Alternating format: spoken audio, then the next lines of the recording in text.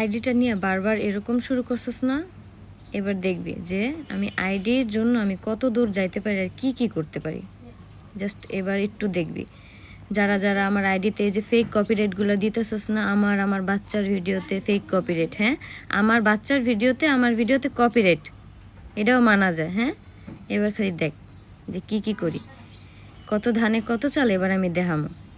জেলের ভাত আছে না, খাস নাই তো জেলের ভাত মনে জীবনও, এবার জেলের ভাত খাওয়াইয়া এরপর দিস কয়ডারে জেলে বড়ি। এবার খালি দেখ, জাস্ট একটু সময়ের অপেক্ষা এবার।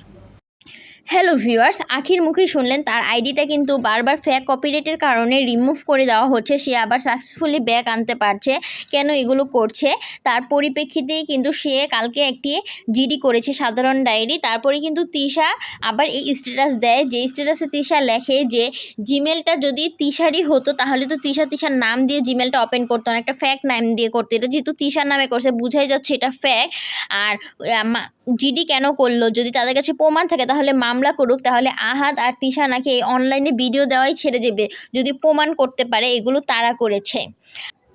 আর 6 মাস ধরেই পরিকল্পনা করে আখি কিন্তু ওই বাসা থেকে চলে আসে, তারপরে তাদের ডিভোর্স হয়।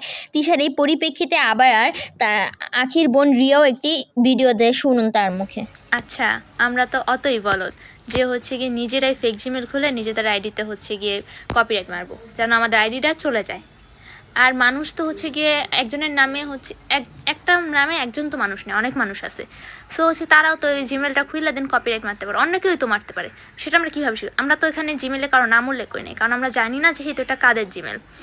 তাই হচ্ছে কি আমরা হচ্ছে জিডি করছি, দেখি কি হয়। আমরা তো এটা সুষ্ঠু বিচার করবো, আর আমরা জেনেই ছাড়বো যে এই জিমেলগুলো কার ছিল। আর কে জানি বলছে ওই যে অনলাইন জগৎ থেকে চলো, আমরা তো তাদের নাম উল্লেখ করি নাই ভাই। জিমেলে যেই জিমেলটা দিয়ে হচ্ছে আইডিতে কপিরাইট আসছে সেটা শুধু বলছি, সেটা হচ্ছে গিয়ে আইডিতেও শো করছে, সেখানে তো কারোর নাম উল্লেখ করে না। এত মানুষের গায়ে লাগে কেন ভাই? তো রিয়া বলার পরিপ্রেক্ষিতে কিন্তু তিশা আবারও মুখ খুলেছে।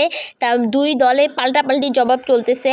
তিশা এবার বলেছে, আমি তো এখানে ওদেরকে মিন করে কিছু বলিনি। আমি কি কোথাও বলছি যে ওদের আইডিতে ওরাই দিছে ফেক কপিরাইট? আমি তাকে বলছি যে আমার নামে মিথ্যা জিমেল খুলে কপিরাইট দিছে। এগুলো বের করা খুব সহজ, সো বের করলেই হয় কে করছে। আমার পোস্টটা তাদের উদ্দেশ্যে দেয়া যারা ওইখানে আমার নাম দেখে ভাবছে আমি। সবাই তো আর সব কিছু বুঝে না।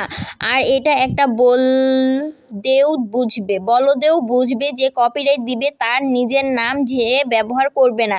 কিছু বললেই যদি নিজেদের ঘাড়ে নেয় তাহলে তো হবে না।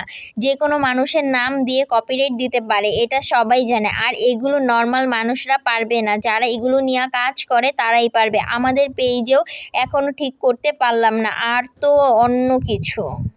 তো এখানে ভিউয়ার্স বুঝতেই পারতেছেন দুই দলের মধ্যে কিন্তু পাল্টাপাল্টি একজন আরেকজনকে অনলাইন জগতে কথা বলতেছে। তাদের পার্সোনাল ম্যাটারগুলোর কিন্তু তারাই অনলাইন জগতে এনে কথা বলতেছে একজন আরেকজনের পোস্টের মাধ্যমে।